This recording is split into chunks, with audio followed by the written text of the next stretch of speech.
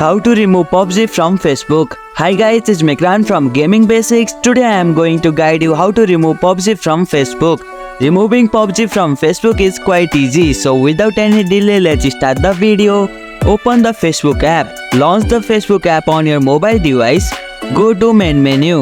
Tap the menu icon 3 horizontal lines. For Android, it's located at the top right corner. For iOS, it's located at the bottom right corner. Access Setting and Privacy. Scroll down and tap on Setting and Privacy. Then tap Setting from expanded menu. Go to App and Website. Scroll down to Permission section. Tap App and Website. Manage active apps. Under Logged in with Facebook, you will see app and website linked to your account. Look for PUBG Mobile under the Active tab. Remove PUBG Mobile. Tap on PUBG Mobile to select it. At the bottom, tap Remove.